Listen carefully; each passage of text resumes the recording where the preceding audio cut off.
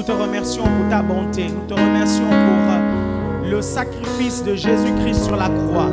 Nous te remercions parce que ce matin, nous sommes là, justement parce que Jésus est mort sur la croix pour nous sauver.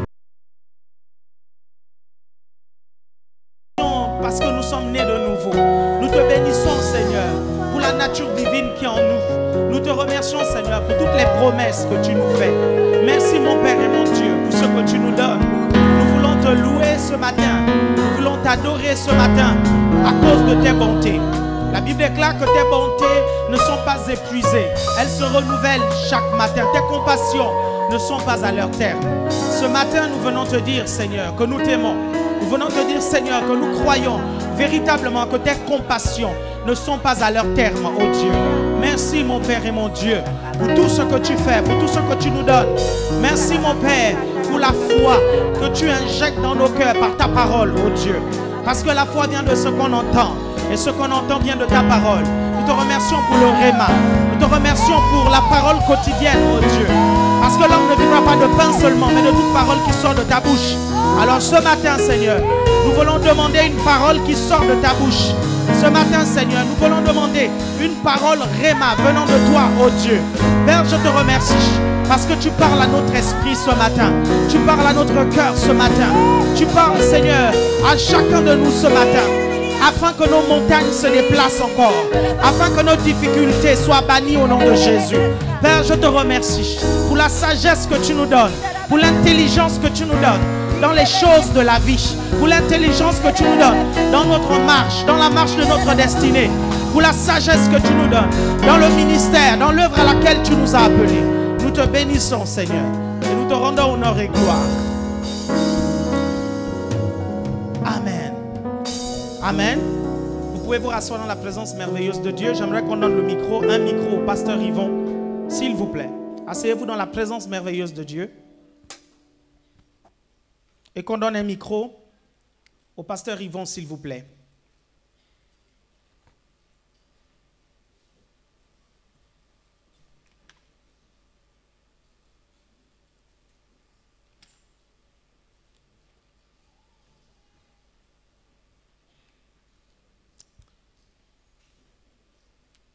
Ce matin, je vais continuer cet enseignement que on a commencé pendant la semaine de jeûne et prière sur la foi. Et j'aimerais vous donner un enseignement qui va vous aider sur la foi. Ceux qui suivent notre ministère depuis savent que j'ai déjà donné cet enseignement-là. Mais il est important à chaque fois de redonner des enseignements, faire un rappel, amen, de certaines choses. Est-ce que vous êtes avec moi? Alléluia. Amen.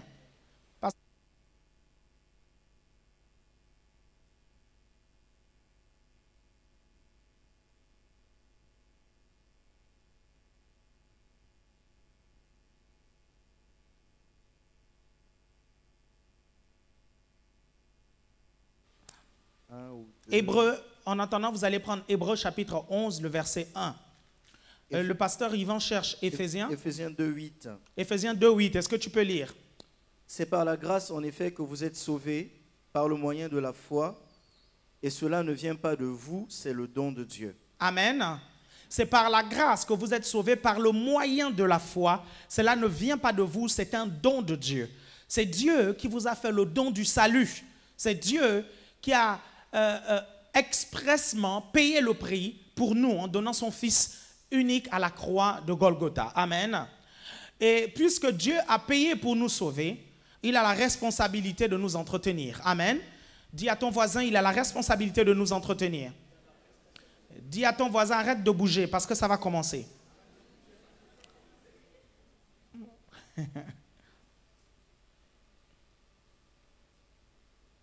Donc, tu gardes ce passage biblique, Éphésiens chapitre 2, verset 8. Éphésiens 2, 8. OK. Et tu prends Hébreu 11, 1. Hébreu 11, 1. Vas-y, tu peux commencer à lire. Or, la foi, c'est l'assurance des choses qu'on espère, la démonstration de celles qu'on ne voit pas. OK, on va s'arrêter là. Vous espérez quoi? Il y a une différence entre la foi et l'espérance, vous comprenez? La foi signifie que spirituellement, vous détenez déjà la chose. Ça signifie que vous avez déjà la conviction, vous avez la substance, vous avez le titre de propriété. Et quand vous avez la foi pour quelque chose, ça veut dire que vous avez déjà la chose. Dans le monde physique, c'est qu'une question de temps. Est-ce que vous êtes avec moi? Bon, j'attends que vous puissiez vous installer. Installez-vous, mettez tout en place. Mettez tout en place parce que je vais commencer à enseigner. Je n'aime pas quand les gens s'agitent.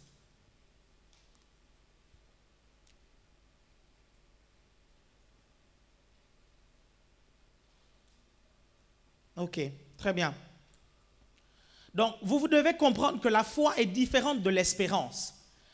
Nous espérons à cause des promesses que Dieu nous a faites. Retenez tout simplement que l'espérance, notre espérance, c'est la quantité de promesses que le Seigneur nous a faites. Est-ce que vous suivez? Et dans ces promesses-là, il y a des promesses que nous pouvons vivre maintenant, aujourd'hui, sur la terre, mais il y a des promesses que nous allons expérimenter au ciel. Amen. Vous ne pouvez par exemple pas dire ici sur la terre, Seigneur, je te prie de me donner ma robe en fin lin que nous recevrons au ciel. Amen.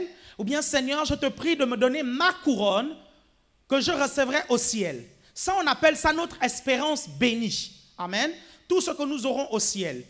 La maison qu'on aura au ciel. La couronne qu'on aura au ciel. Le fin lin qu'on aura au ciel, ça c'est l'espérance bénie, vous comprenez? Maintenant, il y a aussi un type d'espérance qui sont un ensemble de promesses que Dieu a faites en fait pour que nous puissions vivre aisément sur la terre et que nous puissions accomplir notre destinée, dite destinée. Donc quand la Bible dit la foi est une ferme assurance des choses qu'on espère, vous remplacez par la foi est une ferme assurance des promesses. Vous comprenez? De Dieu pour nous, vous comprenez? Une démonstration de celle qu'on ne voit pas en fait. Donc, la foi va se baser sur l'espérance, sur les promesses que Dieu nous donne en fait. Pour que la foi naisse, vous devez donc connaître quelle est l'espérance, quelles sont les promesses. Vous êtes avec moi? Amen. Vous devez lire donc la Bible pour connaître ce que Dieu vous promet. Donc, il y a plusieurs besoins que vous pouvez avoir, il y a plusieurs montagnes que vous pouvez rencontrer. En lisant la parole de Dieu, vous verrez que la parole de Dieu répond à chacun de vos problèmes. Que ce soit un problème de mariage, que ce soit un problème financier, que ce soit un problème de maladie, que ce soit un problème de conflit avec quelqu'un, la parole de Dieu donne une réponse. Donc, si vous ne connaissez pas la parole de Dieu, vous aurez du mal donc à fonder votre foi pour réclamer certaines promesses en fait. Vous êtes avec moi? Si vous êtes avec moi, dites Amen 2 fois. Parce que le sujet sur la foi est un sujet tellement... comment je peux dire ça, important pour vous et moi. Nous devons maîtriser ce que c'est que la foi et nous devons la mettre en action. Amen. Vous êtes avec moi? La Bible dit, oh, sans la foi, il est impossible de lui être agréable, de lui plaire. Vous êtes avec moi? La Bible dit que celui qui s'approche de Dieu doit croire que Dieu existe et qu'il est le rémunérateur de ceux qui le cherchent. Amen. La Bible dit que c'est par la foi, en fait, que nous sommes justifiés. La Bible déclare que plusieurs personnes dans l'Ancien Testament qui ont plu à Dieu, c'est par la foi qu'ils l'ont fait. Donc vous ne recevrez jamais le témoignage que vous plaisez à Dieu si vous êtes rempli d'incrédulité. Alléluia. C'est par la foi aussi que vous croyez que vous êtes mort au péché. C'est par la foi que vous réussirez à vaincre le péché. Si vous n'avez pas la foi que le péché a été crucifié à la croix de Golgotha et que le péché n'a plus de puissance dans votre vie, vous aurez toujours du mal à vivre dans la sainteté. Est-ce que vous êtes avec moi? Donc vous devez maîtriser le sujet sur la foi. Quand nous vous enseignons le sujet sur la foi, nous sommes conscients que parfois on utilise des termes techniques. Lorsqu'on utilise des termes techniques pour vous enseigner quelque chose, il est extrêmement important d'utiliser votre mémoire. Vous devez comprendre que les termes bibliques, vous devez les connaître par cœur et vous devez les maîtriser parfaitement, les définitions. Est-ce que vous êtes avec moi? Dis à ton voisin, maîtrise la définition. Quand on vous demande c'est quoi la foi, Hébreux 11.1 nous donnera la définition parfaite de la foi. Et vous devez donc retenir ce verset biblique-là par cœur. La foi est une ferme assurance des choses qu'on espère, une démonstration de celles qu'on ne voit pas. La foi est une ferme assurance. C'est quoi une ferme assurance? C'est une conviction. Amen. C'est une conviction. C'est je sais que j'ai la chose.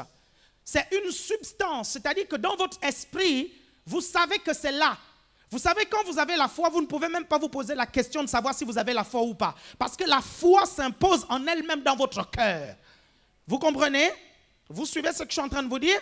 Elle est là en fait. C'est par la foi que vous croyez que le monde a été sauvé. C'est par la foi que vous croyez que vous êtes un enfant de Dieu. Qu'est-ce qui vous dit que vous êtes un enfant de Dieu? Parce que le Saint-Esprit dans votre esprit atteste, vous comprenez, que vous êtes un enfant de Dieu, certifie, rend le témoignage, met une conviction, met une substance qui est là, que vous êtes enfant de Dieu, que vous avez le salut. Est-ce que vous êtes avec moi?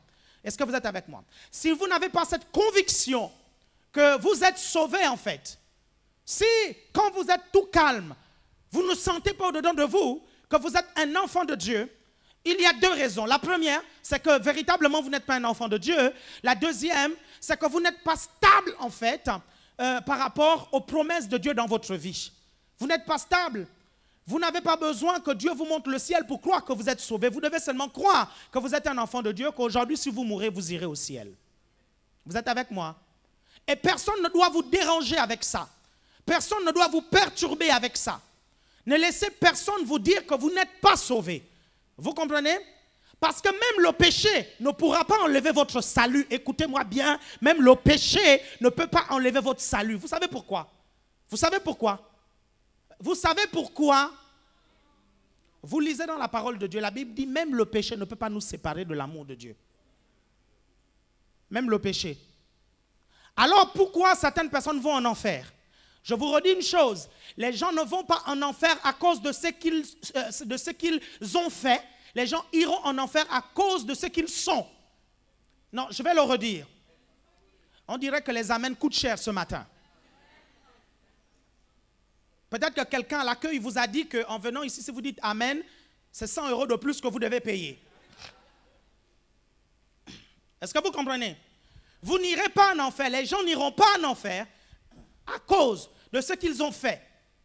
Bien sûr que nous serons jugés à cause de ce que nous aurons fait. Chacun de nous sera jugé à cause de ce que nous avons fait. La différence entre les païens et nous, c'est que les païens passeront devant le jugement du grand trône blanc. La sentence sera déjà dite d'avance, c'est l'enfer pour tous ceux qui passeront devant le jugement du grand trône blanc. Bien sûr que nous les chrétiens, nous serons jugés, mais devant le tribunal de Christ. Mais c'est un tribunal de récompense. Ce que tu as fait sur la terre va ternir tes récompenses ou ajoutera des récompenses. Est-ce que vous comprenez?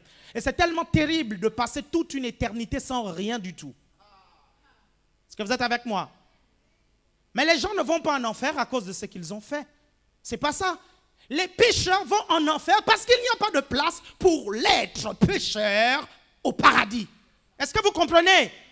C'est même l'amour de Dieu. Quand Dieu envoie les gens en enfer, c'est même la manifestation de son amour. Parce qu'un pécheur se sentira même plus à l'aise en enfer qu'au ciel. Pourquoi? La Bible dit que le pécheur ne peut pas résister dans l'assemblée des saints. Dès le moment où il y a l'iniquité au-dedans de vous, vous n'avez pas de place au ciel. Parce qu'il y a une incompatibilité totale entre le péché et la sainteté qu'il y a au ciel. Vous comprenez? Vous comprenez ce que je suis en train de vous dire? Si vous ici à l'église, quand vous avez péché dans la semaine et vous venez ici à l'église, vous ressentez une culpabilité, vous êtes tourmenté un peu, vous repartez en accusant tout le monde. Vous imaginez un peu au ciel, vous pensez que vous pourrez résister? Si votre état même, vous comprenez? Ce n'est même pas une question d'actions que vous avez faites, c'est-à-dire vous-même, dans votre essence, vous comprenez? Dans vous-même, vous êtes pécheur au-dedans de vous. Vous pensez que vous pouvez résister au ciel? Non. Certaines personnes qui seront en face de Dieu, vous comprenez, ils diront eux-mêmes non, vraiment envoie-moi là-bas parce que je ne peux pas résister là-bas parce qu'il y a trop de sainteté en fait. Est-ce que vous comprenez? Il y a trop de sainteté. Vous êtes avec moi? Hein? C'est important que vous maîtrisiez ça. Amen. Que vous compreniez la quintessence de mon enseignement. La quiddité. Oh, la substantifique moelle. Est-ce que vous comprenez? Si vous comprenez tout ça en fait, concernant le salut, personne ne viendra vous perturber. Vous êtes sauvés, point final. Vous savez pourquoi certains chrétiens vont se retrouver en enfer? Vous savez pourquoi certains pasteurs vont se retrouver en enfer? C'est à cause de l'orgueil. Vous comprenez? Pourquoi? Parce que l'orgueil va endurcir le cœur. Et quand l'orgueil va endurcir le cœur en fait, vous suivez? Satan peut entrer dans l'esprit de la personne. Et quand Satan entre dans l'esprit de la personne renie Christ en fait. Et quand elle renie Christ, elle va en enfer. Vous comprenez? C'est la raison pour laquelle s'il y a un péché avec lequel vous ne devez jamais vous amuser, c'est l'orgueil et ses potes. Jamais. L'orgueil a des potes. Vous suivez? Il a le premier pote qu'on appelle rébellion. Il a le deuxième pote qu'on appelle entêtement. Il a le troisième pote qu'on appelle, comment je peux dire ça? Donnez-moi. Hein? Complexe. Blaguez pas avec ça. La Bible dit aujourd'hui, si vous entendez sa voix, n'endurcissez pas votre cœur. Vous comprenez? N'endurcissez pas votre cœur. Parce que si vous endurcissez votre cœur, c'est ce qui a perdu Judas. Hein? Vous comprenez? C'est ce qui a perdu Judas. Tu rigoles, Mimic. Il me vanne, j'ai le micro. Vous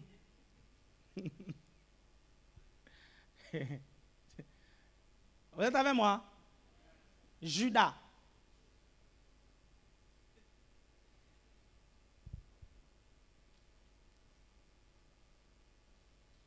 Parce que Judas endurcit son cœur. Vous êtes avec moi?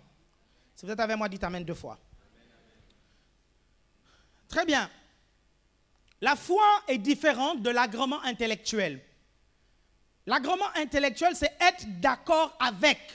Ce n'est pas parce que vous êtes d'accord avec la parole de Dieu que la foi est née en fait. Mais c'est déjà bien d'être d'accord avec la parole de Dieu. Amen. Parce que ne pas être d'accord avec la parole de Dieu vous conduit sur le chemin de l'incrédulité. Amen. Alléluia. Très bien. Il y a 4 types de foi. 4 types. Il y a 4 types de foi. On a dit qu'il y a 2 grosses catégories de foi. Il y a la foi naturelle, la foi de Thomas, et il y a la foi de Dieu. La Bible dans Marc 11, 23 nous dit « Ayez la foi de Dieu », n'est-ce pas? La foi naturelle, c'est la foi des hommes, c'est la foi des sens, n'est-ce pas? Je ne crois que ce que je vois. Je ne crois que ce que je touche. Je ne crois que ce que je ressens. Est-ce que vous comprenez? Ça, c'est la foi naturelle. Et parfois, nous-mêmes, nous sommes dans cette foi-là, en fait. Si on ne sent plus les picotements, c'est dit que Dieu n'est plus avec nous, en fait. Si on ne sent plus les tremblements, là, ça veut dire que Dieu n'est plus avec nous. Ça, c'est la foi des hommes. Vous n'avez pas besoin de sentir pour croire que Dieu est avec vous. Il est avec vous, point final. Est-ce que vous êtes avec moi? Il est avec vous, point final. C'est tout. Que vous le sentiez ou pas, il est là. Il a dit, je ne vous délaisserai point et je ne vous abandonnerai pas. Et avant d'écrire ça, il n'a pas demandé votre avis. Il a dit, je serai là tout le temps, avec vous, à côté. À gauche, je suis là. À droite, je suis là. Devant, je suis là. Derrière, je suis là. Vous savez comment il s'est arrangé à faire ça? Il a décidé d'habiter en vous pour que partout où vous soyez, il y soit. Gloire à Dieu. Est-ce que vous comprenez? Ça, c'est tellement bien et tellement stratégique. Hein? Est-ce que vous êtes avec moi? Donc, vous ne pouvez plus en fait le mettre dehors. Il est dedans. Et la Bible dit, n'attristez pas le Saint-Esprit de Dieu par lequel vous avez été scellés. Quand vous vivez dans le péché, est-ce que le Saint-Esprit sort? Non, il ne sort pas. Il est attristé. Est-ce que vous comprenez? Et quand vous vivez dans le péché, vous ne faites qu'ouvrir des portes au diable en fait, qui attaquera votre corps et qui attaquera votre âme. Alléluia. C'est pour ça qu'un chrétien peut avoir un démon dans sa chair. C'est pour ça qu'un chrétien peut avoir un démon dans son âme. Mais il est impossible pour un chrétien d'avoir un démon dans son esprit. Le jour où le chrétien, soi-disant, a un démon dans son esprit, il a perdu le salut. Est-ce que vous comprenez? Et c'est des cas très stricts et très très rares en fait. Vous comprenez? Et ça passe par l'endurcissement dont je vous parle là en fait. Est-ce que je vous éclaire? Nous avons donc 4 types de foi. 4 types. Le premier type, c'est la foi qui sauve. La foi qui sauve. Est-ce que dans vos têtes, c'est clair? Foi de Dieu, foi des hommes. Dans foi de Dieu, il y a maintenant 4 types. Est-ce que c'est clair? Premier type, la foi qui sauve. Éphésiens chapitre 4, relis-moi ça. Éphésiens chapitre 2, relis-moi ça, Yvon, s'il te plaît. Éphésiens chapitre 2, verset 8. Oui. C'est par la grâce, en effet, que vous êtes sauvés par le moyen de la foi. Par l'outil de la foi. Continue. Et cela ne vient pas de vous, c'est le don de Dieu. C'est le don de Dieu. Le jour où vous êtes sauvés, Dieu vous donne cette foi qui sauve en fait. Est-ce que vous comprenez? Par sa parole, il vous donne cette foi qui sauve. La seule chose que vous avez à faire, c'est ouvrir votre cœur en fait. Est-ce que vous comprenez? C'est accepter la parole de Dieu. C'est pour ça qu'avant d'aller évangéliser, vous devez demander à Dieu d'ouvrir le cœur des personnes à qui vous parlerez. C'est pour ça qu'avant de venir vous prêcher, nous prions afin que Dieu ouvre votre cœur. Parce que si votre cœur est ouvert, la foi pourra naître en fait. Vous comprenez? La foi naîtra comment? Parce que vous écouterez la parole de Dieu et la parole de Dieu va pénétrer votre cœur et la foi va naître. Amen. Donc, pour que quelqu'un soit sauvé, il faut quoi? Il faut la foi qui sauve. Mais il faut quoi? Il faut la parole de Dieu. Vous prêchez la parole, le cœur de la personne est ouvert et Dieu va donner la foi qui sauve. Vous êtes avec moi? Et la personne va être sauvée. Ça, c'est le premier type de foi. La foi qui sauve. Amen. Deuxième type de foi, le don de foi spécial. Le don de foi spécial. Là, tu ouvres 1 Corinthiens chapitre 12. 1 Corinthiens chapitre 12 au niveau des dons spirituels. 1 Corinthiens chapitre 12 au niveau des dons spirituels. 1 Corinthiens chapitre 12, je lis à partir du verset 1. Oui. Pour ce qui concerne les dons spirituels, je ne veux pas, frères, que vous soyez dans l'ignorance. Vous savez comment, quand vous étiez païens, vous étiez entraînés et dévoyés vers les idoles muettes. C'est pourquoi je vous le déclare, nul, s'il parle par l'Esprit de Dieu, ne dit Jésus est anathème. Et nul ne peut dire Jésus est le Seigneur si ce n'est pas le Saint-Esprit. Il y a diversité de dons, mais le même Esprit. Très bien. Diversité de services, mais le même Seigneur. Diversité d'opérations, mais le même Dieu qui opère tout en tous. Or, à chacun, la manifestation de l'Esprit est donnée pour l'utilité commune.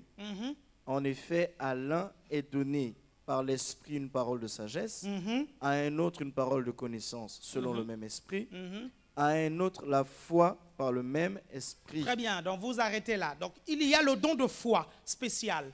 Le don de foi spécial qui est différent, vous comprenez, de la foi active, le troisième type de foi.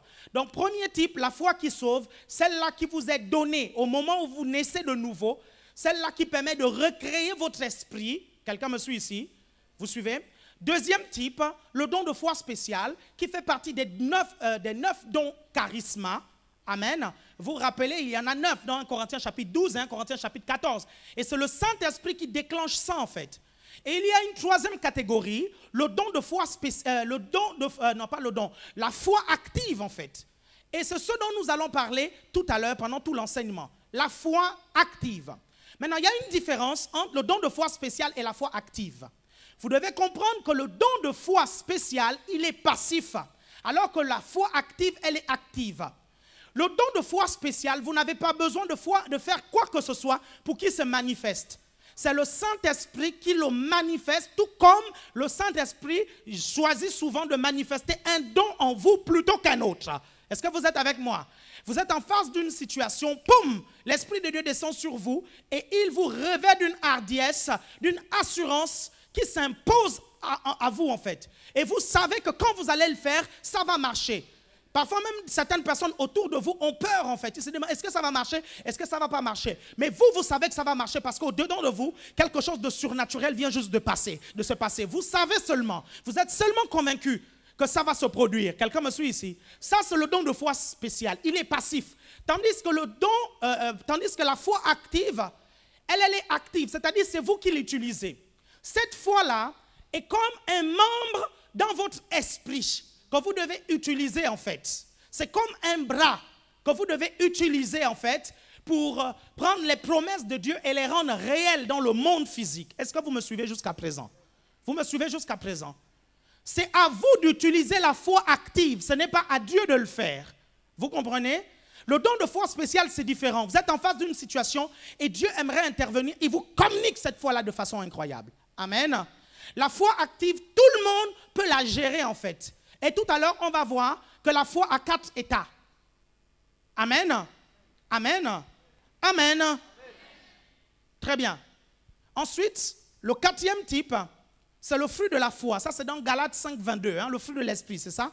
Galates 5, 22, le fruit de l'esprit. Galates 5, 22. Vas-y, pasteur Yvon.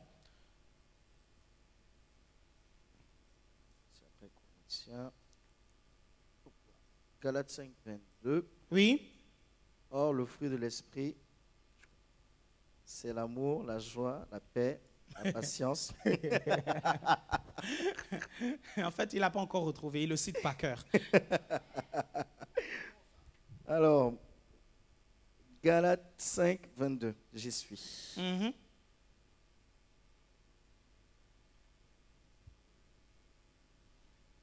Mais le fruit de l'esprit, c'est l'amour, la joie, la paix, la patience, la bonté, la bénignité, la fidélité. Très bien, la vous vous douceur. arrêtez. La fidélité. La fidélité ici, c'est le fruit de la foi. Vous comprenez? Le fruit de la foi. C'est un autre type de foi en fait. Vous suivez? C'est le fruit de la foi. En anglais, on appelle ça faithfulness. Rempli de foi. Vous comprenez? Faithfulness, le fruit de la foi. Parce que foi, en anglais, on dit faith. Amen. Alléluia. Donc, c'est 4 types de foi. Amen. Très bien. OK. On va passer à l'interrogation. Pasteur Yvon, est-ce que tu peux venir, s'il te plaît? Je vais choisir quelqu'un au pif et la personne va être interrogée au sujet de ce que je viens de dire. Viens ici, Pasteur Yvon, s'il te plaît. OK. On va prendre Chantou et on va prendre notre nouveau frère. Viens, mon frère. Il dit, oh non. Bon, ou bien la sœur à côté. Elle veut bien? Ou non? OK. Chantou, viens. Et qui se porte candidat? Faites vite, s'il vous plaît. Qui est candidat? Sinon, je désigne. Hermiole. Ah non. Ah non, vous pouvez venir avec vos notes. C'est mieux? Vous pouvez venir avec vos notes. OK. Très bien. Une autre personne? Vas-y, viens ici, viens ici. Viens ici devant. Rapidement, avant que je ne continue. Viens. Tu as des notes? Tu n'as pas de notes? Mais pourquoi vous n'avez pas de notes en fait? Je ne comprends pas. Toi, tu enregistres, mais est-ce qu'il y a quelqu'un d'autre qui enregistre? Ok, très bien. Vous qui enregistrez, la semaine prochaine, vous serez interrogé. Qui enregistre ici? Regardez, ce que je suis en train de vous enseigner là, en fait, c'est tellement technique que vous ne pouvez pas retenir tout de suite. Il faut noter et à la maison, vous allez étudier ça. Est-ce que vous comprenez? En fait, je ne comprends pas. Comment vous venez à l'église, vous n'avez pas de notes, surtout quand on vous enseigne. Je ne comprends pas. Mais vous ne pourrez pas retenir la définition de la foi. Vous ne pourrez pas définir les 4 types de foi. Vous pensez que un jour, ça ne va pas vous servir, ça vous servira un jour. Et vous irez faire quoi? Vous irez chercher l'enregistrement? Ok, très bien. Quelles sont les 2 grandes catégories de foi? La foi naturelle. Oui. Et la foi de Dieu. Et la foi de Dieu. Ok. Quels sont les 4 types de foi? La foi qui sauve. Oui. Le don de foi spécial. Oui. La foi active. Oui. Et le fruit de la foi. Très bien. Donc, tu vas étudier ça et la semaine prochaine, tu reviens, on va t'interroger. Amen. Que quelqu'un clame le Seigneur. Ok. Vous faites une erreur monumentale de ne pas noter ce que je vous dis. Vous faites une erreur monumentale de ne pas noter ce que je vous dis. Vous savez pourquoi? Ça, ce sont des mauvaises habitudes. Quand j'étais bébé spirituel, je notais à toutes les prédications, en fait. Mais je ne vous comprends pas, en fait. Je ne sais pas pourquoi vous ne notez pas. Notez. Et à la maison, vous allez réviser, en fait. Même si c'est une prédication, vous notez. Et quand vous aurez des difficultés, vous relisez tout simplement cette prédication qui vous a édifié, qui vous a parlé. Vous verrez que Dieu vous parlera à nouveau. Est-ce que vous êtes avec moi? La Bible déclare dans Habakkuk chapitre 2, écris la vision, grave-la sur les tablettes pour qu'on la lise couramment. Parce que c'est une vision, c'est une prophétie, c'est une promesse. Vous comprenez? Dont le thème est fixé. Si elle tarde, attends-la parce qu'elle s'accomplira certainement. Est-ce que vous êtes avec moi? Ne dites pas que je ne vous donne pas des clés de croissance spirituelle. Je vous donne des clés de croissance spirituelle. Je vous dis, quand Dieu vous parle, vous devez noter. Quand vous écoutez des prédications, vous devez noter. Et arrivé à la maison, vous révisez et vous retenez. Pourquoi? Parce que la Bible dit, allez faire de toutes les nations des disciples. Enseignez-leur à observer ce que je vous ai prescrit. Qu'est-ce que je vous ai prescrit? Si vous ne savez pas ce que je vous ai prescrit, vous allez enseigner quoi aux disciples qui vont venir, puisque vous ne savez même pas ce que je vous ai prescrit. Quelqu'un me suit ici? Jésus m'a prescrit des choses, il a dit enseigne-leur ce que je t'ai. Donc je t'enseigne, toi aussi quand tu auras ton disciple, il faut que tu lui enseignes ce que Jésus a prescrit. Mais qu'est-ce que Jésus a prescrit au sujet de la foi? Vous allez lui dire quoi? La foi c'est faire même quand il n'y a pas la force de faire. Que vous êtes avec moi? Dis à ton voisin, il faut noter.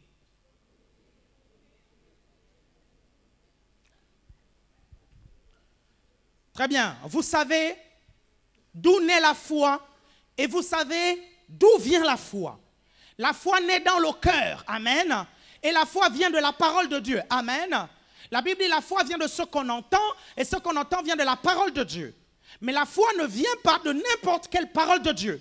Parce qu'il y a deux types de paroles de Dieu. Il y a le logos, le corps de la parole, et il y a le rhéma, la parole parlée de Dieu. Attention, pas la parole révélée de Dieu. La parole parlée de Dieu, c'est différent. Vous comprenez? Parce que le logos, certains théologiens définissent le logos comme la parole révélée de Dieu. Mais quand je vous parle de rhéma, on est tous d'accord qu'il s'agit de la parole parlée de Dieu.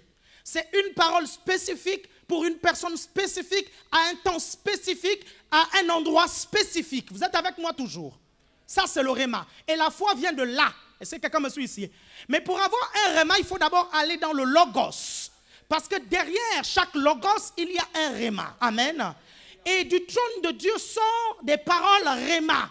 Dieu prononce des choses constamment sur votre vie. Donc le problème ne se trouve pas au niveau de Dieu parce qu'à chaque instant, Dieu déclare des choses. La Bible déclare de son trône sort une voix qui ressemble à la voix d'un torrent d'eau en fait. Est-ce que vous comprenez? Donc Dieu y parle constamment. Mais vous devez être capable de capter ce rhéma-là. Quand vous allez dans la parole de Dieu, vous activez les mécanismes spirituels de la méditation et de l'incubation. Vous comprenez? Vous pouvez ouvrir votre esprit afin que le rhéma puisse venir. Quelqu'un me suit ici? Le problème, ce n'est pas celui qui envoie les fréquences. Parce que le rhéma est comme des fréquences que Dieu envoie du trône en fait. C'est à vous de vous connecter à la bonne fréquence. Quelqu'un me suit ici? Voyez-vous, ici, il y a plusieurs types de fréquences. Il y a peut-être énergie, il y a peut-être rire et chanson, il y a peut-être Europe 1 en fait. Mais avec votre radio, vous pouvez vous connecter à la bonne fréquence. Certains d'entre vous, vous avez besoin de vous déconnecter de certaines fréquences qui vous empêchent de capter la fréquence où le rhéma vient. Quelqu'un me suit ici? Dis à ton voisin, déconnecte-toi des fréquences des critiques. Et connecte-toi à la fréquence du rhéma. Vous devez vous déconnecter de ces fréquences-là qui disent des mauvaises choses sur Dieu, sur l'Église et sur vos hommes de Dieu. Déconnectez-vous de ces fréquences-là. Elles ne sont pas utiles. Quelqu'un me suit ici? Il y a une fréquence qui vous sauvera la vie. Quelqu'un me suit ici? C'est la fréquence Jérémie 3.3. Jérémie 33.3. Vous comprenez? Invoque-moi, je te répondrai.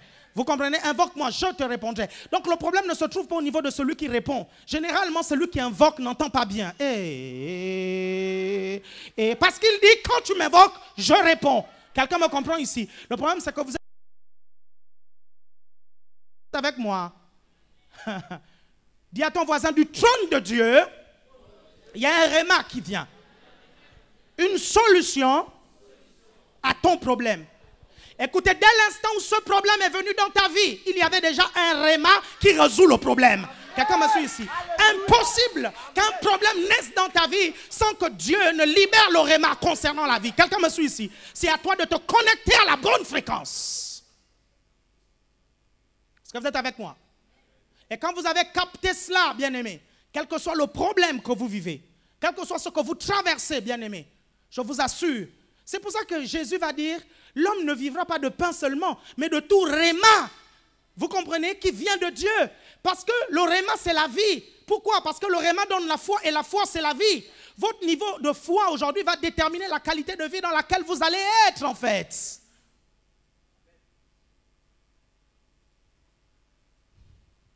De ce côté-là, on dirait que les amens coûtent cher. Amen.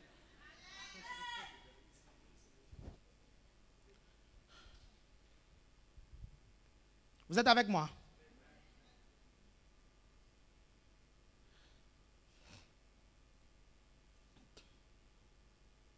Maintenant, pourquoi certains d'entre vous, vous avez du mal à recevoir un rhéma? Pourquoi certains d'entre vous, malgré toute votre concentration, malgré vos 1 heure dans la prière, vous avez du mal à capter le rhéma? Pourquoi vous mettez du temps? Pourquoi certains reçoivent le rhéma en 1 jour, d'autres en 3 semaines? Certains reçoivent le rhéma en 3 mois. Quelques-uns, c'est même 1 fois tous les 5 ans. Pourquoi?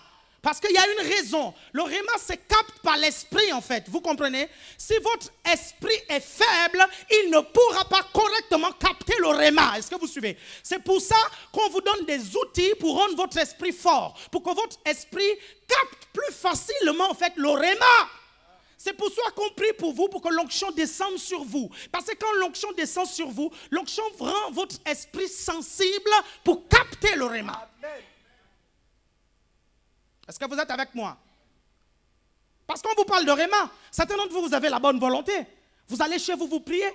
Vous invoquez Dieu. Et parfois, vous dites même, merci Seigneur, parce que tu m'as déjà répondu. C'est où? Tu m'as répondu. Le pasteur a parlé de fréquence. Je change un peu de place. C'est où? Non, c'était le chat. Est-ce que vous voyez? Vous avez la bonne volonté.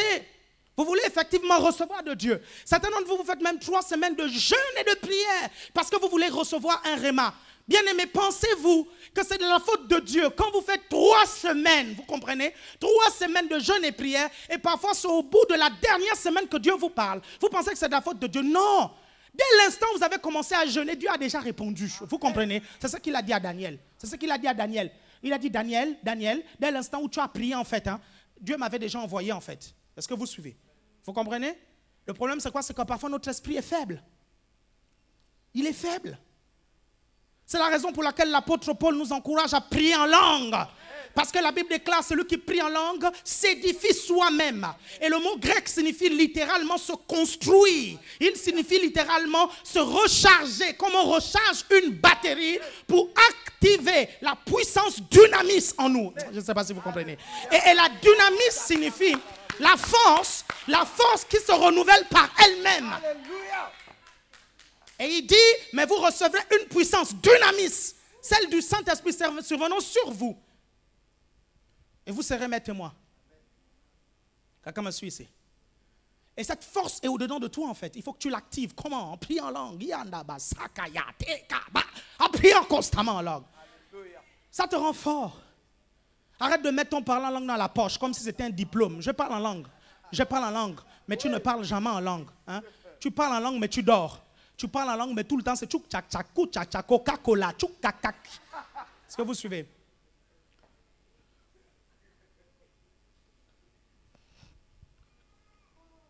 Dieu vous donne de parler en langue afin de fortifier votre esprit. Amen. Ça veut dire quoi? Ça veut dire que quand tu es découragé, parle en langue. Ça veut dire que quand tu es énervé pour te calmer, parle en langue. Alléluia. Ça veut dire que quand tu te sens oppressé, parle en langue. Parce que tu actives ton esprit en fait. Vous comprenez? Regardez, l'esprit a une particularité. Hein. Quand vous activez un membre de l'esprit, c'est tout l'esprit qui prend de la force. Est-ce que vous suivez? Vous priez en langue. Vous adorez Dieu, afin de rendre votre esprit plus sensible à l'écoute de sa voix, afin de rendre votre esprit plus sensible au réma. Bien-aimé, et vous n'aurez pas de difficulté à capter un réma. Dès l'instant où vous en aurez besoin, votre esprit saisira automatiquement. Comment ça se fait qu'il y a certains à qui Dieu parle une fois dans l'année, d'autres Dieu leur parle tous les jours? Oui, c'est possible. C'est possible que Dieu puisse vous parler tous les jours. Vous savez, Jésus était même à une dimension. Il dit quoi? Il dit, tout ce que vous me voyez faire là, en fait, c'est ce que je vois le Père faire. Alors je photocopie. Il dit, je duplique seulement, c'est tout. Mais il a vu ça où? Dans ces temps de prière. Parce que la Bible dit que le gars, avant de sortir, généralement, il se levait très tôt le matin. Il priait. Et quand il priait, Dieu lui montrait sa journée, en fait. Quelqu'un me suit ici? Il arrive, quand il regarde un aveugle, il s'est vu, en fait. Le Père lui a dit, il a vu le Père prendre la boue, en fait, et mettre dans les yeux de l'aveugle, en fait. Et il sait. Bien aimé, quand vous savez ce qui va se passer, vous arrivez là, en fait, plus rien ne vous surprend. Vous faites seulement ce que vous vous êtes vu en train de faire. C'est tout. Point final. Est-ce que vous comprenez? C'est tout. C'est tout. Votre film ne ressemble plus à ce film inconnu, en fait. Vous connaissez véritablement votre vie. Alléluia. Vous connaissez véritablement votre journée. Et ça peut se faire tous les jours quand vous priez. Père, je te présente ma journée. Dans le nom de Jésus, je déprogramme tout ce que Satan a programmé contre moi au nom puissant de Jésus-Christ. Je prends cette collègue maintenant qui est souvent contre moi. Et je déclare au nom de Jésus que quand l'Éternel approuve les voies d'un homme, il dispose même en sa faveur ses adversaires. Alors je déclare au nom de Jésus-Christ que quel que soit ce qu'elle fera aujourd'hui, tout ce qu'elle fera sera en ma faveur. Dans le nom de Jésus-Christ. Et ce matin-là, votre collègue qui vous embête là, elle va porter plainte chez le patron. Le problème, c'est que ce jour-là, ça se retourne contre elle et on la vire. Et vous prenez sa place. Est-ce que vous comprenez? La foi a 4 états. La foi a 4 états. Accrochez-vous, je vais terminer à 12h30. J'ai décidé de vous enseigner, je vais vous enseigner. Surtout que certains d'entre vous venez une fois dans la semaine à l'église. Alors prenez maximum lors de... Allez, je vous charge ça. Est-ce que vous êtes avec moi? Vous prenez, parce que je ne vous reverrai pas dans la semaine. On vous convoque dans la semaine, vous venez jamais. Vous restez d'abord là, écoutez-moi. Souffrez de m'écouter. Et c'est pour votre bien. La foi a 4 états. Regardez, il y a une chose que vous devez déjà connaître. Pasteur Yvon, tu lis Romains 12, 3. Romains 12, 3. Romains 12, 3. Romains 12, 3. Oui. Par la grâce qui m'a été donnée, je dis à chacun d'entre vous de ne pas avoir de prétentions excessives et déraisonnables. Oui. Mais d'être assez raisonnable pour avoir de la modération, chacun selon la mesure de foi. Reprends, chacun selon la mesure de foi. Là. Article défini. La mesure de foi. Cette mesure de foi-là, chacun de nous l'avons tous eu à la même grosseur, à la même hauteur, à la même température quand on est né de nouveau. Je le redis, toi qui penses que Dieu t'aime, que Dieu aime les autres plus que toi. Le jour où Pasteur Yvon est né de nouveau, il a eu la mesure de foi. Le jour où je suis né de nouveau, j'ai eu la mesure de foi. Cette mesure-là, elle avait la même grosseur, la même température, la même forme pour tout le monde. Maintenant, il est de notre responsabilité de la faire grandir, en fait. Quelqu'un me comprend ici? Vous comprenez? Donc, si tu es dans un niveau de foi actuellement, c'est de ta faute. Ce n'est pas la faute de quelqu'un d'autre. Ce n'est pas parce que Dieu aime quelqu'un plus que l'autre. Vous comprenez? Dieu n'a pas d'enfant favori. Hein? Dieu n'a pas d'enfant favori. Vous faites sa volonté, vous appliquez sa parole, vous aurez l'impression que Dieu vous aime trop. Hein? Que Dieu va vous gaspiller. Vous êtes avec moi? Donc vous avez la mesure de foi. Maintenant, cette mesure de foi, vous devez la faire grandir. Elle est la même pour tout le monde. Maintenant, votre foi peut être dans 4 états. Nous parlons là de 4 états et non de 4 types. Nous sommes dans un seul type qui est le type de la foi active. Amen. Amen. La foi active. Et cette foi active peut être dans 4 états. 4. Et selon les états, les résultats ne seront pas les mêmes. Est-ce que vous suivez? Le premier état, c'est que votre foi peut être petite. Votre foi peut être petite et elle doit grandir. Quand vous naissez de nouveau, la mesure de foi est petite. Et ne t'inquiète pas, elle est petite pour tout le monde. Même pour Alain Patrick, elle a été petite. Donc ne te plains pas en fait. Elle est petite. Mais le Seigneur dit que si tu as la foi qui ressemble à une graine de moutarde, la graine de moutarde n'est même pas plus grosse que la moitié du riz, d'une graine de riz. Mais Jésus dit que si ta foi a cette mesure-là, tu es capable de dire à cette montagne, déplace-toi de là et jette-toi dans la mer. En d'autres termes, pour déplacer la montagne, le problème, ce n'est pas du tout la taille de la foi en fait. Parce que même une petite foi peut déplacer la montagne. Mais je vais vous montrer le problème avec la petite foi. Je vais vous montrer le problème. Donc ne dites pas, j'ai ma petite foi. Jésus dit que la petite foi peut déplacer les montagnes. Oui, il le dit. Mais la petite foi, rester dedans, ce n'est pas la volonté parfaite de Dieu. Je vais vous montrer pourquoi. Parce que la petite foi, c'est celle qui n'a pas trop d'informations sur Dieu en fait. Amen. Un manque de connaissances. Parce que généralement, tu viens de te convertir. Ou parce que généralement, tu ne grandis pas dans les choses de Dieu. Et pourquoi tu ne grandis pas dans les choses de Dieu? Parce que tu es un sécheur de culte. Parce que tu es un sécheur de réunion. Parce que tu fais ce que tu veux en venant à l'église, en fait. Et tu grandis dans le désordre. Tu as 10 ans de vie chrétienne, mais tu ressembles à quelqu'un qui a 1 mois et demi de vie chrétienne. Pourquoi? Pourquoi tu arrives, quelqu'un d'autre a déjà plus de responsabilités que toi? Parce que la foi de l'autre est plus grande que la tienne. Parce que nous donnons des responsabilités aussi en fonction de la foi de la personne. Est-ce que vous êtes avec moi? Vous comprenez? Il n'y a pas d'autre moyen de construire la foi qu'en venant écouter la parole de Dieu, qu'en venant dans la maison de Dieu en fait. J'ai l'impression que les chrétiens font un peu ce qu'ils veulent, quoi. Ils font toujours ce qu'ils veulent. Il y a une structure. On dit, il y a telle réunion, venez aux cellules, venez à ceci. Non, non, non, non, moi je ne viens qu'au culte. Vous comprenez? Mais au culte, ce n'est pas assez. Ce n'est pas suffisant en fait. Pendant que les autres sont en train de développer leur foi. Vous êtes avec moi? Et vous retrouvez 10 ans de vie chrétienne, vous n'avez pas grandi. Vous êtes toujours là, bébé spirituel. Vous n'avez pas beaucoup d'informations. Vous suivez? Dès que vous avez un rêve de quelqu'un qui vous poursuit dans la nuit, vous faites toute une semaine, c'est grave. Cauchemar sur cauchemar.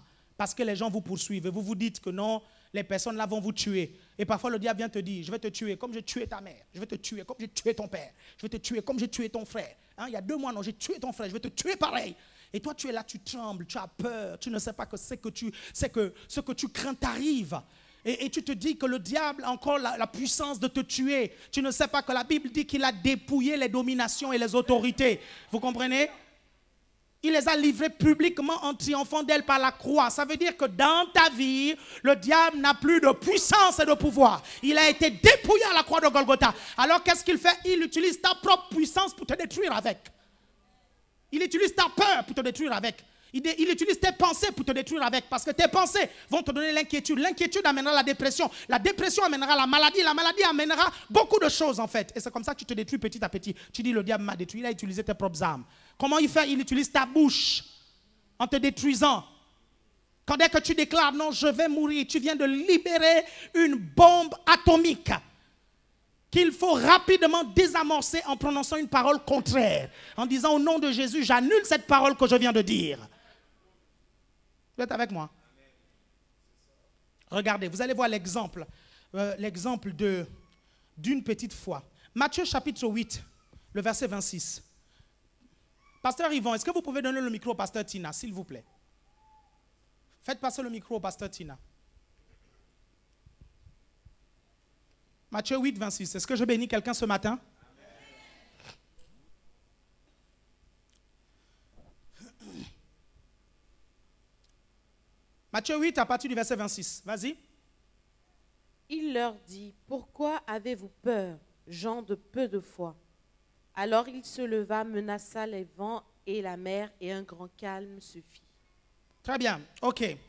Regardez, ça c'est l'histoire de la tempête. Jésus est dans la barque, hein? Vous suivez? Et Jésus est dans la barque, il y a une tempête. Quand il y a la tempête, ce sont les mêmes disciples, hein? Quand vous lisez dans la parole, ce sont les mêmes disciples qui vont venir après une campagne d'évangélisation. Jésus va les envoyer par deux en fait. Aller prêcher par-ci, par-là. Quand ils vont revenir contents. Ils vont dire, Seigneur, même les démons nous sont soumis. Seigneur, on a fait ceci, on a fait cela. Ils vont revenir contents. Mais ils ont fait ça avec quoi? Avec une foi en fait. Mais quand ils se retrouvent dans la barque avec Jésus, la tempête va venir. Et c'est là le problème avec les gens de petite foi. C'est que leur foi ne résiste pas à la tempête en fait. Ils vont faire certaines choses, ça va marcher. Ils vont prier une fois, ça va être exaucé. Une fois, ils vont ordonner à quelque chose de se produire, ça va se produire, ils vont être contents. Mais dès que le diable va susciter une tempête, ils vont commencer à paniquer et ils vont tomber dans les plaintes, dans le doute. Ils vont même arrêter de venir à l'église. Pourquoi? Parce que leur foi est trop petite. Regardez, qu'est-ce que Jésus va dire à Pierre? Quand Jésus va traverser, je pense c'est le lac de Tibériade hein, sur lequel il va marcher. Et les disciples vont le voir. Ils vont dire non, c'est un fantôme. Jésus va venir, il va dire non, je ne suis pas un fantôme. Je ne suis, c'est vrai, pas de cette terre, mais je ne suis pas un fantôme. Quelqu'un me comprend ici? Vous savez, quand vous allez commencer à faire des choses inimaginables, vous comprenez? Des choses que des êtres humains normaux ne font pas. Certains diront que vous êtes des fantômes. Certains diront que vous avez touché le fétiche. Certains diront que ce n'est pas Dieu. Je ne sais pas si vous comprenez ce que ça veut dire. On a dit à Jésus que c'était un fantôme. Est-ce que vous comprenez? Donc je ne suis pas étonné que quand j'opère les miracles, certaines personnes me critiquent et disent que je suis dans la Rose-Croix, que je suis dans la franc-maçonnerie, parce que ces miracles-là, je ne peux pas les faire comme ça en fait. Comme si Dieu n'était pas puissant en fait. Pourquoi devons-nous toujours donner la gloire de Dieu au diable? Comme si le diable était tout puissant. Et nous ne nous rendons même pas compte que nous le faisons tous les jours. On donne la gloire de Dieu au diable. Donc Jésus va marcher sur les eaux. Je dis bien Jésus va marcher sur les eaux. Pas Jésus va marcher sur les os. Jésus va marcher sur l'eau. l'eau. OK? Si vous êtes avec moi, dites amen 2 fois. Jésus va marcher sur l'eau et les disciples vont le voir. Quand les disciples vont le voir, ils vont dire non, c'est un fantôme. Spirituellement, marcher sur l'eau signifie marcher dans des endroits où certains hommes ne peuvent pas marcher en fait. Vous comprenez? Être à des endroits où certains se sont noyés, mais vous ne vous noyez pas en fait. Vous comprenez?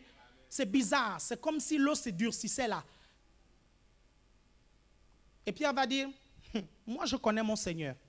Si c'est vraiment lui, s'il me dit de venir, je vais venir. Et Pierre va dire, si c'est toi, dis-moi de venir. Est-ce que vous voyez un peu? Est-ce que Pierre a marché sur l'eau n'importe comment? Il a dit à Jésus, dis quelque chose. Vous comprenez? Et Jésus a dit, la foi vient de ce qu'on entend. Ce qu'on entend. Dès l'instant où Jésus a dit, la foi est venue. Et c'est pour ça que Jésus a réussi à marcher sur l'eau. Alors vous n'allez pas dans le lac d'à côté traverser si vous n'avez pas reçu une parole de Dieu.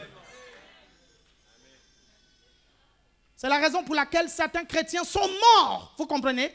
Jésus a marché sur l'eau. Je vais vous montrer maintenant, mesdames et messieurs, que je peux marcher sur l'eau. Et ce sont les pompiers qu'on envoie venir chercher le corps du chrétien. Et les journaux marquent, un chrétien se noie. Est-ce que vous êtes avec moi? Vous suivez? Donc Jésus va parler. Nous sommes toujours là.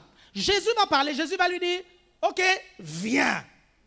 Si Jésus te dit de venir, alors qu'il y a l'eau profonde, là, viens seulement.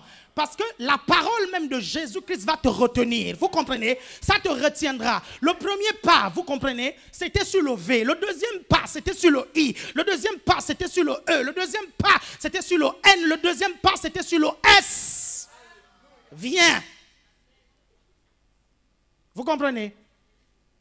Et la Bible dit qu'arrivé au S, il a dû se rendre compte qu'il n'y a plus les lettres. Quand tu arrives à ce moment-là, tu dis, Seigneur, dis encore. Seigneur, dis encore. Dis encore, Seigneur. Je veux entendre, Seigneur. Dis encore. Est-ce que vous êtes avec moi? Ce n'est pas un péché de dire, parle encore. Tu disais quoi? Répète un peu. Et là, il va rallonger. Il va dire, je t'ai dit de venir. Et tu avances un peu plus. Tu avances un peu plus.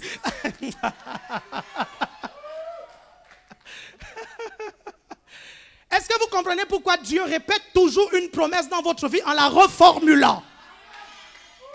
Est-ce que vous comprenez? En la reformulant.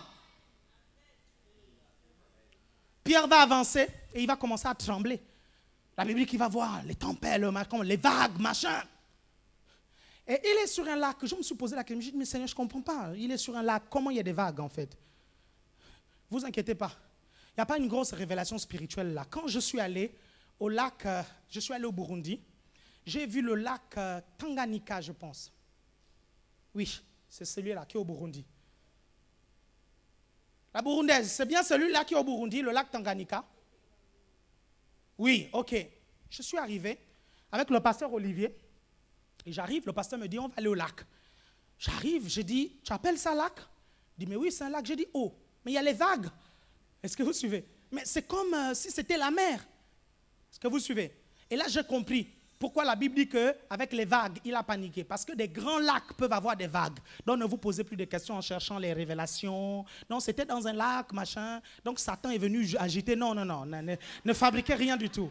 Hein, les lacs peuvent avoir des vagues. Et là, Pierre a commencé à s'enfoncer. Et quand il s'enfonce, la Bible dit que Jésus va l'attraper, en fait. Vous suivez?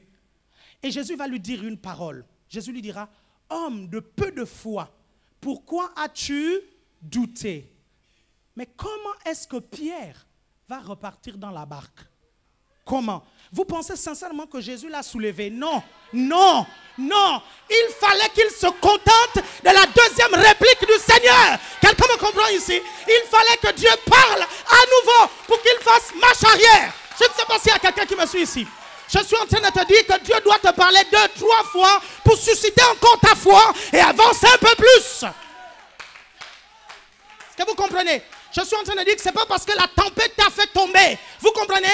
Même si tu es en train de t'enfoncer, Dieu va te parler. Quelqu'un me suit ici. Et tu sortiras de la tempête et tu retourneras dans la barque.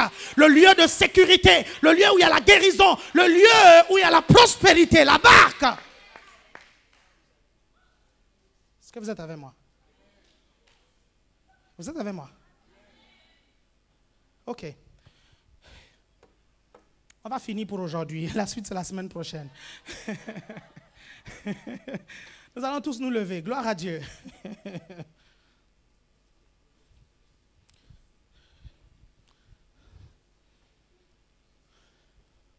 C'est pas mauvais, hein, vous savez. La semaine prochaine, on va voir.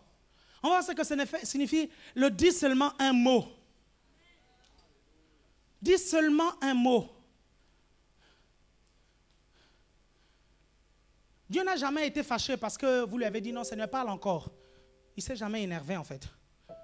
Surtout lorsqu'il sait que vous recherchez la parole qui va fortifier encore votre foi. Parce que les choses qui fortifient votre foi, ce n'est que la parole de Dieu. À qui d'autre iriez-vous? Il est celui qui a les paroles de la vie.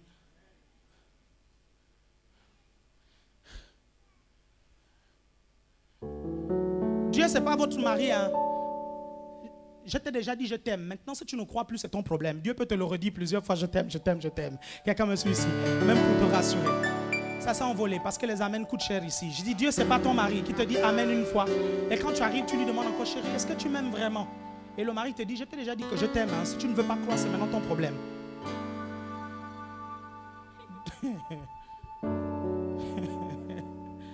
Dites merci Seigneur pour ta parole qui me fait du bien. Pour ta parole qui réveille ma foi, qui lève ma foi. Au nom de Jésus, je déclare que tous les ossements desséchés dans ma vie reprennent vie au nom de Jésus. Au nom de Jésus, je déclare que tout ce qui est mort dans ma vie reprend vie aujourd'hui. Autour de moi, je déclare la vie au nom de Jésus-Christ. Je déclare que tout ce que je touche vit au nom de Jésus-Christ. Je ne suis pas mort. Je ne suis pas enterré. Dans le nom de Jésus, je déclare que je suis vivant et j'arrive pour accomplir victorieusement ma destinée. J'arrive avec la vitesse surnaturelle. J'arrive avec la foi. Aujourd'hui même, j'entends les paroles de Dieu qui propulsent ma destinée. J'accélère, j'accélère, j'accélère, j'accélère financièrement, j'accélère dans la connaissance, j'accélère dans les dons, j'accélère dans ma relation avec Dieu, j'accélère. J'ai la vitesse surnaturelle dans ma vie. Allez, vas-y, prie, prie, accélère, accélère, accélère, accélère, accélère, accélère, accélère, prie, prie, prie, prie, prie. Yerebe shanda rabaria rabasaka rabaria rabase. Yenderebe shanda rabasaka. Yekerebe sika rabaria rabase. Shanda rabaria rabaseke. Ikarabasanda rabaria rabase. Vas-y, prie, prie, accélère, accélère, accélère, accélère, accélère. Inarabashekerebe sanda rabase. Vas-y, édifie-toi. Édifie-toi, édifie-toi, édifie-toi. Profite, profite, profite que l'onction soit là pour pouvoir réveiller ta foi. Profite à prier pendant que l'onction est là pour pouvoir édifier ton esprit, pour le rendre fort. Ce matin, tu reçois une parole. Ce matin, tu reçois un réma. Ce matin, tu reçois un réma. Dis Seigneur, parle encore, Seigneur. Parle encore, parle encore, parle encore, Seigneur. Parle encore, Seigneur. Parle encore, parle encore. Eh, parle encore, Seigneur. Parle encore, parle encore.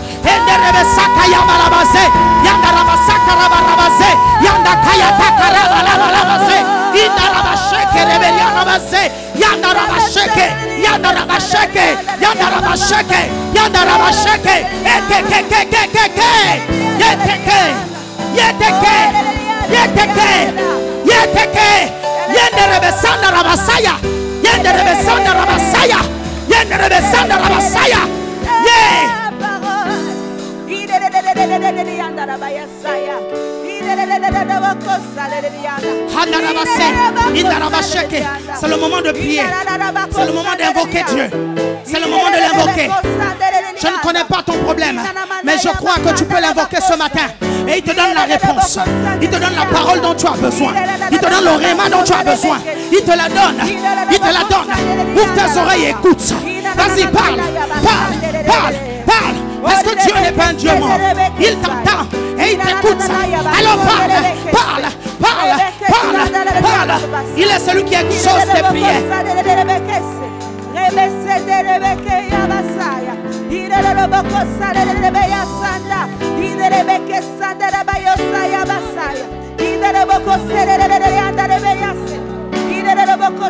Père, dans le nom de Jésus, je viens déplacer la montagne de la maladie dans le corps de mon frère, dans le corps de ma soeur. Au nom de Jésus, j'ordonne à la maladie de quitter son corps maintenant. Dans le nom de Jésus, je viens ordonner à la montagne des oppressions sataniques de se déplacer maintenant. Au nom de Jésus, je viens ordonner à la montagne des problèmes financiers de se déplacer maintenant. Maintenant, maintenant, maintenant, maintenant, maintenant, maintenant, maintenant, maintenant, maintenant, maintenant, au nom de Jésus. Père, j'appelle les finances dans sa vie. Dans le nom de Jésus. Père, j'appelle les finances.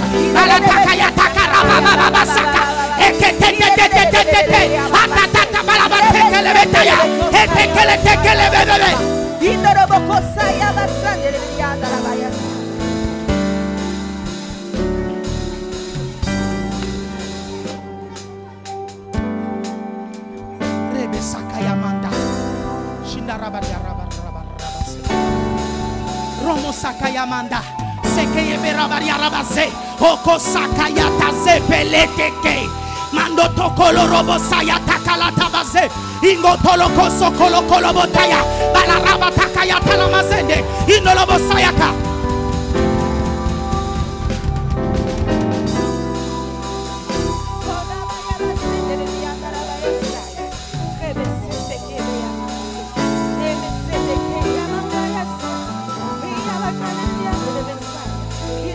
Vous allez dire après moi.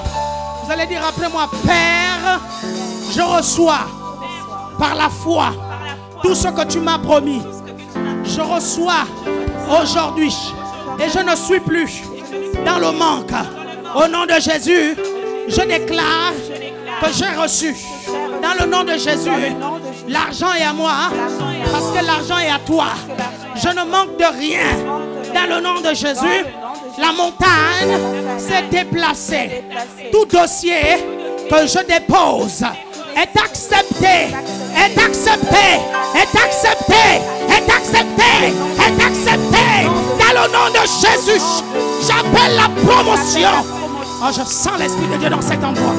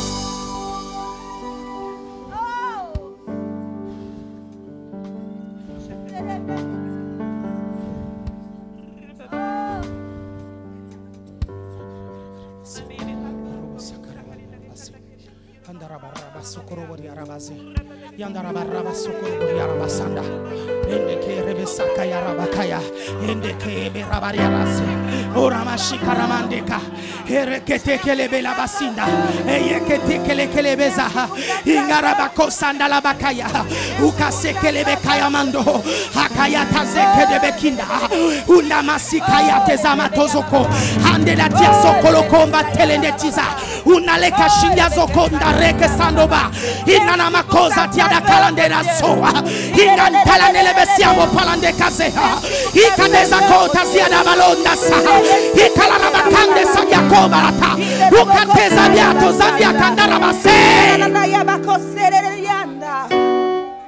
Merci pour ta faveur, mon Dieu.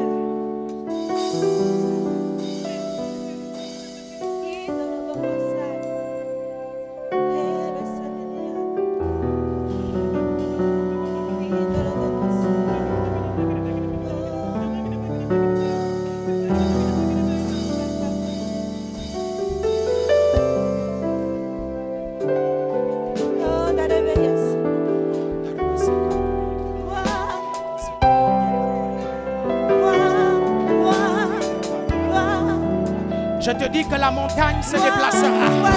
Elle se déplacera. Elle se déplacera. Elle se déplace. Elle se déplace. Elle se déplace. Au nom de Jésus. Au nom de Jésus. Elle se déplace. Now.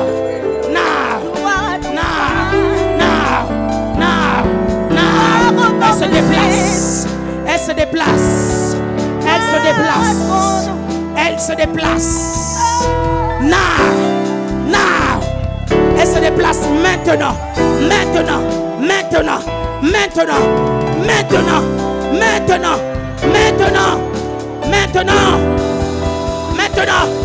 Elle se déplace. Pas demain. Maintenant. Pas demain. Maintenant.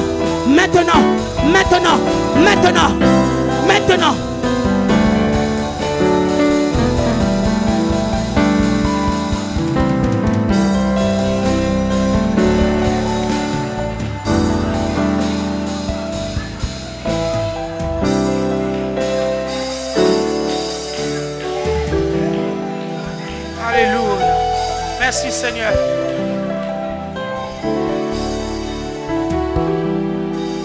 Merci Seigneur. Vous pouvez vous rasseoir dans la présence merveilleuse de Dieu.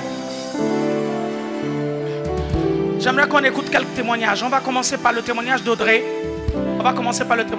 Ensuite, on va prendre le témoignage de Daphné.